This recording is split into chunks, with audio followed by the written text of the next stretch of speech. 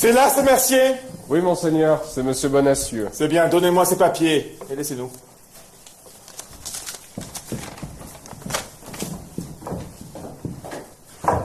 Vous êtes accusé de haute trahison. Ah oui, c'est ce qu'on m'a déjà dit, mais je vous jure que j'en savais pas un mot. Vous avez conspiré avec votre femme et avec Mylord, duc de Buckingham. Ah oui, en effet, j'ai entendu ma femme prononcer ce nom, effectivement. À quelle occasion?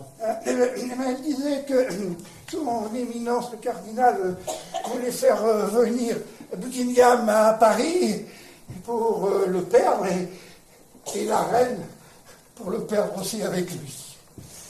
Elle disait cela. Mais je vous assure, je lui ai dit qu'elle ne devait pas tenir de tels propos, parce que son éminence est bien incapable. Taisez-vous! Vous êtes un imbécile. Ah ben c'est justement ce que ma femme m'a répondu. Savez-vous qui a enlevé votre femme? Non. Vous avez des soupçons, cependant. Ah ben oui, j'avais des soupçons, mais comme ces soupçons ont semblé contrarier monsieur le commissaire, alors j'en ai plus. Votre femme s'est échappée, le saviez-vous? Non. Ah, c'est monsieur le commissaire me l'a dit tout à l'heure. Oh, un homme excellent. Mais qu'est-ce qu'elle est devenue? On le saura. On le saura, soyez tranquille. On ne cache rien au cardinal. Jean-Armand Duplessis, cardinal, duc de Richelieu, c'est tout. Oh, c'est lui! Quoi, lui? Oh, c'est lui qui a enlevé ma femme! Ramenez ce Mercier en prison. Ah non, monseigneur, c'est pas lui du tout. Ah mais non, je ne le reconnais pas. On lui ressemble pas, non, c'est pas lui. Oh non. Amenez cet imbécile. Alors, ils se sont vus. Qui? Elle et lui. La reine et le duc, malgré votre surveillance. Mais D'Artagnan était Ah, là. quoi? Oui. Oui, Où sont-ils? au Louvre. Vous en êtes sûr? Parfaitement sûr, je tiens ça d'une dame de compagnie qui m'est acquise. C'est bien. Nous sommes battus. Tâchons de prendre notre revanche. Je vous y aiderai de toute mon âme. Comment cela s'est-il passé? À minuit et demi, la reine était avec ses femmes, Bien. dans sa chambre à coucher. Après? Lorsqu'on est venu lui apporter un mouchoir de la part de sa dame de lingerie, cette Madame Bonacieux. Après!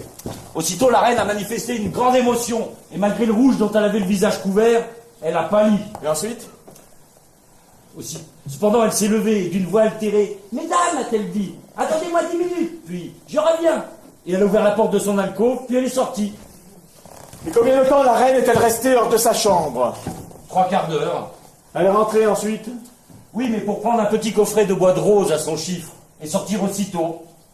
Et quand elle est rentrée plus tard, a-t-elle rapporté ce coffret? Non. Qu'y avait-il dans ce coffret? Les ferrets en diamant que Sa Majesté a donnés à la reine. Ah. Elle les a donc remis à Buckingham. J'en ai la certitude. Bien. Bien. Très bien. Rochefort, tout n'est pas perdu. Et peut-être tout est-il pour le mieux. Que l'on me renvoie ce Bonacieux.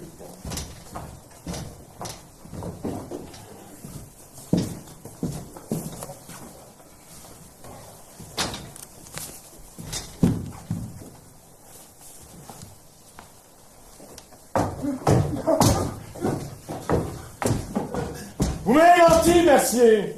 Moi? Mentir à son éminence? À propos de votre femme, de ses intrigues marchant de boutons et de rubans. Mais je vous jure, j'en sais pas le premier mot. Je vous le jure sur mon âme. Oh, redressez-vous, mon ami. Vous êtes un brave homme, cela se voit. Venez, je vous en prie. Tenez, prenez un bonbon.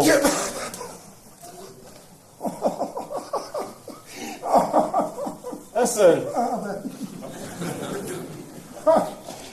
Le cardinal m'a donné un bonbon. Moi, j'ai reçu un bonbon, son éminence. Et le grand homme m'a appelé son ami. Oh, mais oui, mon ami, oui. Et comme on vous a soupçonné injustement, eh bien, il vous faut une indemnité. Hein? Tenez, prenez ce sac de 100 pistoles et pardonnez-moi. Que je vous pardonne? Mais Enfin, Monseigneur était bien libre de me faire arrêter. Monseigneur était bien libre de me faire torturer. Vous étiez même libre de me faire pendre. Enfin, en vivant dans un pays libre, que diable! Ah, mon cher monsieur Bonacieux, vous y mettez de la bonne volonté, je le vois bien, et je vous en remercie. Adieu donc, ou plutôt au revoir, car j'espère que nous nous reverrons. Je suis au service de son éminence. Ce sera souvent, soyez tranquille. J'ai trouvé un charme extrême à notre conversation. Monseigneur. Au revoir, monsieur Bonacieux. Au revoir. Vive son éminence, vive le grand homme, vive le cardinal, vive la lumière de l'Europe, vive le phare de l'humanité! Voilà un homme qui se fera tuer pour moi.